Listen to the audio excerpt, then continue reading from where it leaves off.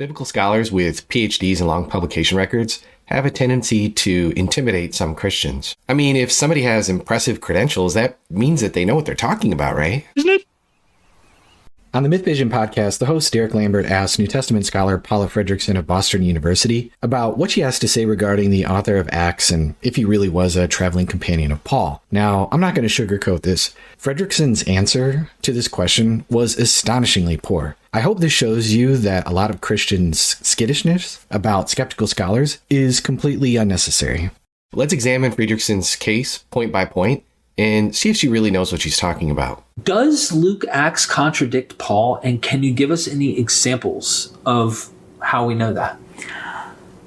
First of all, people want to think that Luke is a travel companion of Paul because of the we passages. Okay, let's stop and camp here because I'm going to need to lay out a little bit of groundwork first. The famous we passages she's referring to start in Acts 16. These we pronouns indicate that the author of Acts is claiming to be a traveling companion of Paul's, and so is in a great position to give us a true account of Paul's mission. New Testament scholar Craig Keener observes that the we pronouns trail off when Paul travels through Philippi, only to reappear again in Acts 20, when Paul passes once again through Philippi. This is suggestive that the author had remained behind in Philippi and subsequently rejoined Paul when Paul returned through Philippi.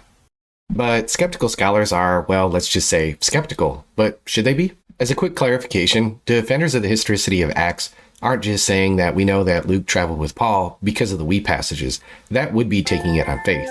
Rather, we infer it based on a number of different lines of evidence that points in the same direction. Now, hold on to your butts because we're about to get a little down and nerdy into some of the details. Hold on to your butt. Later, you'll see that Fredriksen questions whether or not the author of Acts had access to Paul's letters, even though she thinks that the book of Acts was written probably in the early 2nd century. Now, here's the conundrum for Fredriksen. If the author of Acts didn't have access to either Paul nor his letters, then how do we account for the many astonishing, detailed yet very casual agreements between Paul's letters and the book of Acts? Allow me to give you just a couple of examples. In 1 Corinthians 4:17, Paul explains that he sent Timothy, my beloved and faithful child in the Lord, to remind you of my ways in Christ. If we were just reading that passage, we wouldn't be able to tell whether he was sent before the letter or actually with it, in which the case the language of sending would be anticipation of the actual act. But if we look over at 1 Corinthians 16:10-11, it makes it plain that Paul had sent Timothy before writing the letter, as he speaks of Timothy's arrival as something independent from their receiving of the actual letter itself. He writes, when Timothy comes. But the comparison to these two passages raises a really interesting question. If Timothy had been sent first, then why shouldn't he arrive first? And if he got there first, what's the use of sending instructions on how they were to receive him after the fact? Doesn't make a whole lot of sense.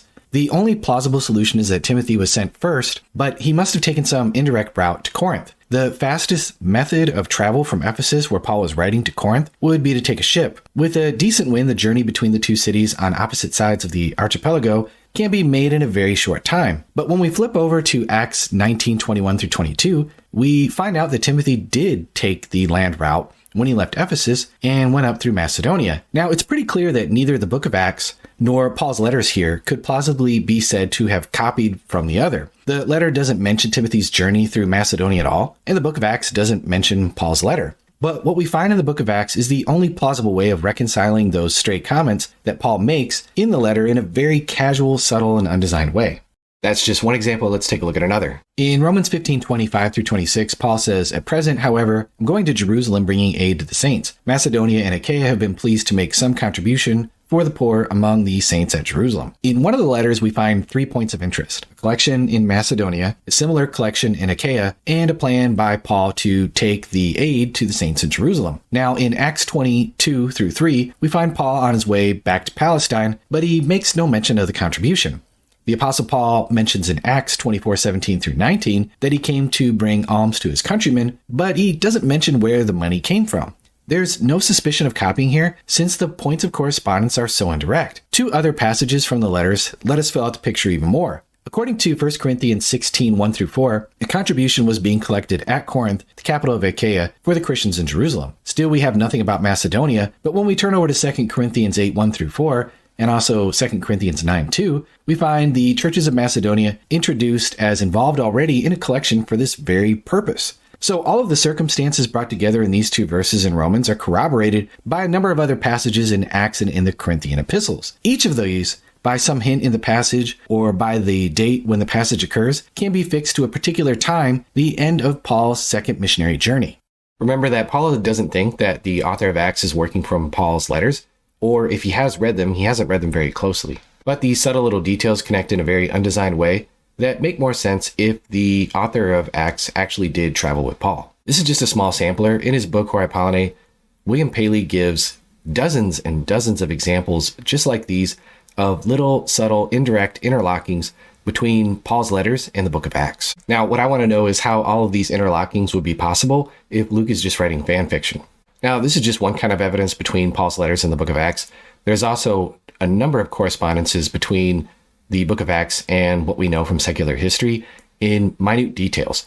In my response to Bart Ehrman, I go into many examples of those, and I'll be sure to link that in a card above and at the video at the end of the screen. Okay, so with all these preliminaries out of the way, let's see what Paula has to say about the book of Acts and why she doesn't think that it was written by a traveling companion of Paul's. Took you long enough.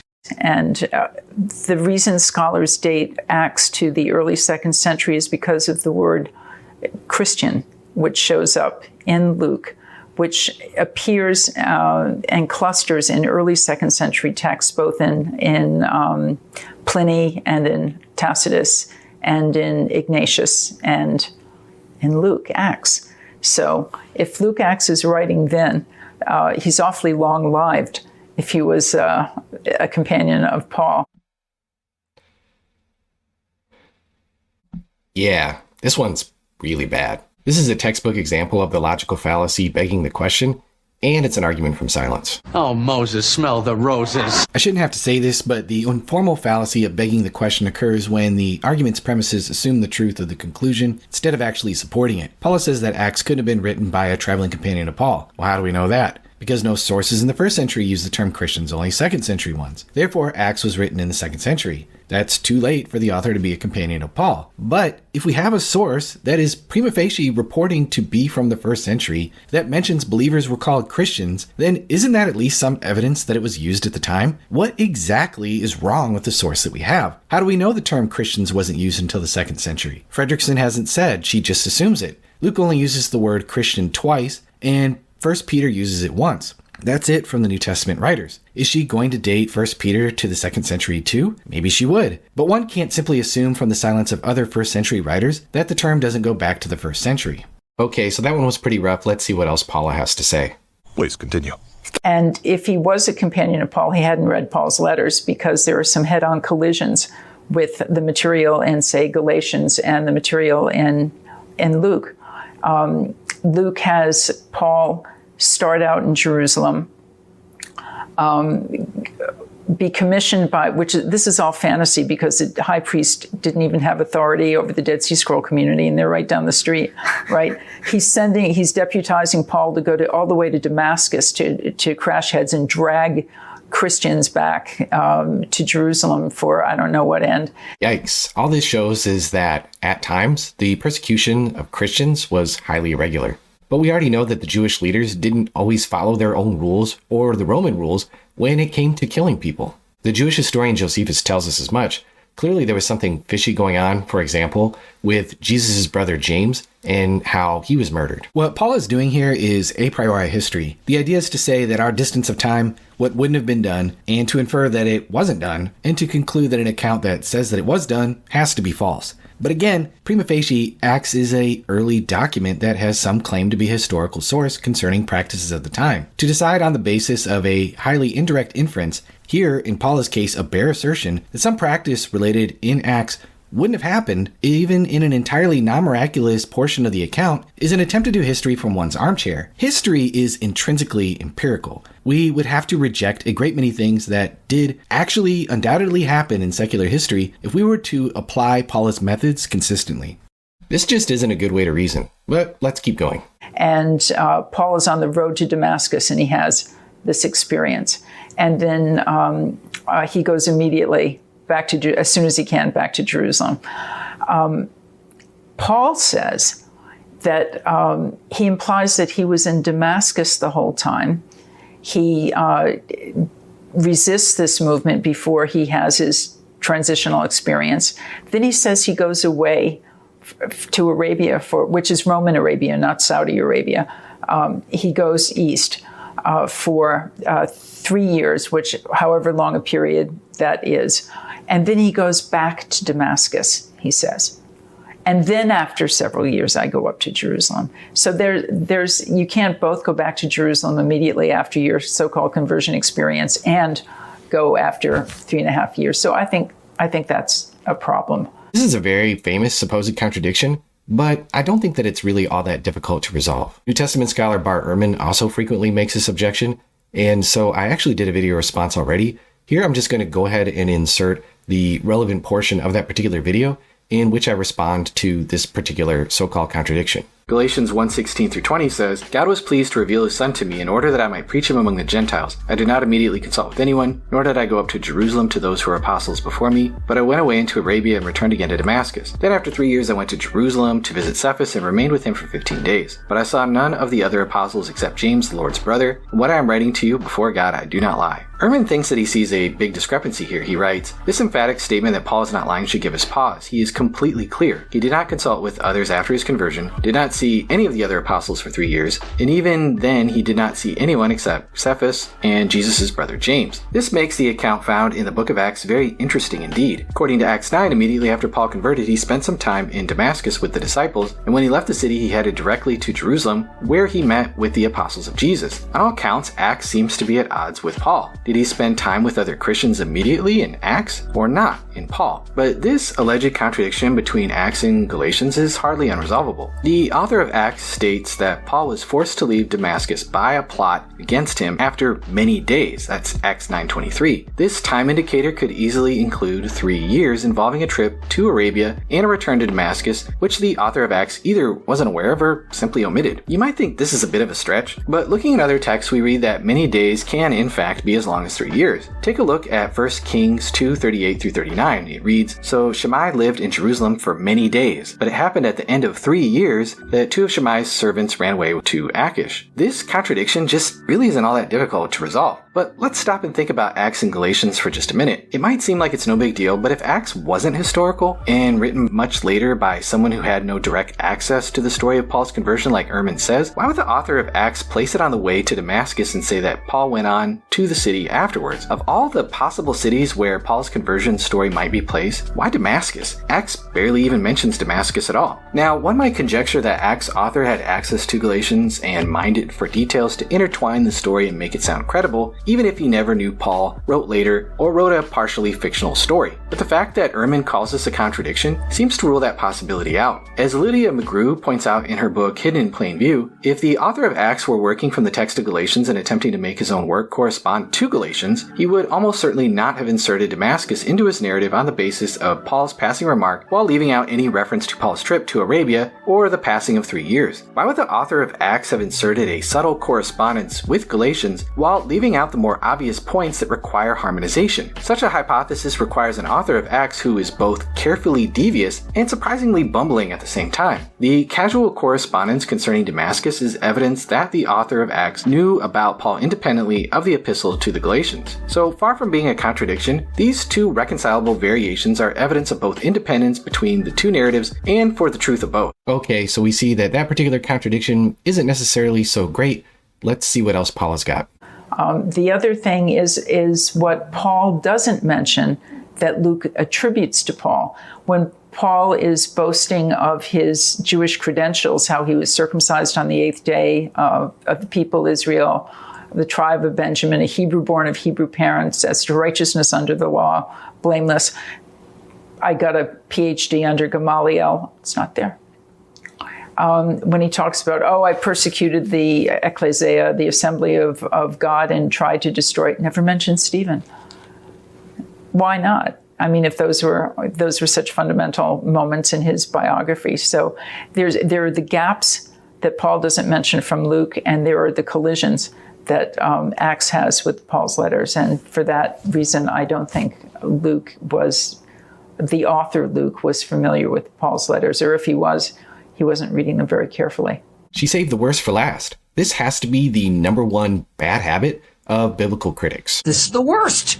We've been over this many times on this channel, but as a reminder, the argument from silence is a pattern of reasoning in which the failure to mention a fact or event in a known source is used to draw an inference, usually to the conclusion that the supposed fact is false or that the supposed event didn't actually happen. It's not always 100% fallacious, but at best it's a pretty precarious way to argue. Often our expectations and reality are two different things. Exactly how reliable is our intuition at predicting whether a writer would mention a fact or event that did really happen? As it turns out, bad.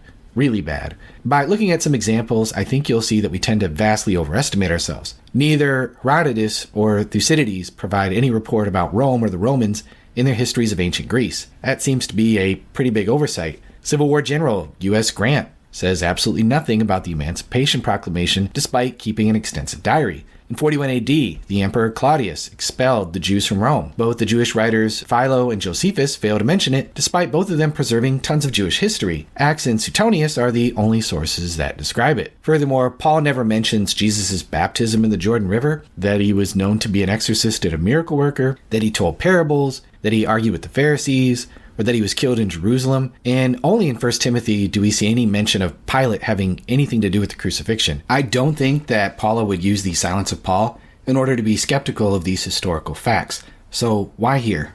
I would certainly hope that she would not say that because Paul was silent about these things, that it's proof that Paul didn't know about them. There's also the silence of Paul regarding Paul. Where did Paul grow up? Was he baptized? Who baptized him? What did he do for a living? What did he do during his 3 years in Arabia or Damascus before meeting with Peter and James in Jerusalem? Or in the following 14 years?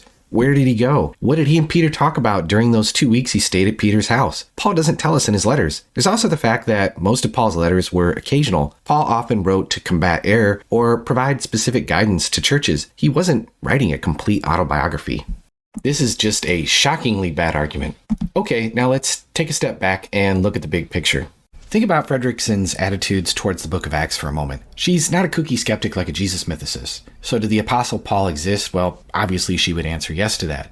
Did Paul travel widely and found churches in Asia Minor and Greece? Well, the answer is probably yes, based on her own principles regarding which Pauline epistles she believes to be actually genuine. It's totally plausible that Paul traveled with people. In fact, the letters Fredriksen likely acknowledge indicate as much. So why does Fredriksen treat it so improbable that Acts is an actual record of his travels written by someone who was his companion in many of those travels? If nothing else, the travels recorded in Acts do cover the areas also described in the universally acknowledged epistles. Apparently the answer is Fredriksen has a few pet contradictions and arguments from silence between the epistles of Paul and Acts, and despite the fact that these are, for the most part, easily answerable, she's magnified the significance of these so greatly that she dismisses the entire book of Acts as historical fiction, a book that tells all kinds of stories about Paul that never happened, telling about travel and events that cover the same ground as the epistles but are fictional. But at a certain point, it should be pretty obvious that a few contradictions that she alleges can't really bear the weight of this wholesale dismissal of a book that looks for all the world like a detailed and accurate record of the missionary travels of Paul, even though Paula herself believes, presumably, that Paul made extensive missionary journeys in those areas. That's pretty weird. What exactly is so darn improbable of a travelogue written by one of Paul's companions? Seriously, I really want to know.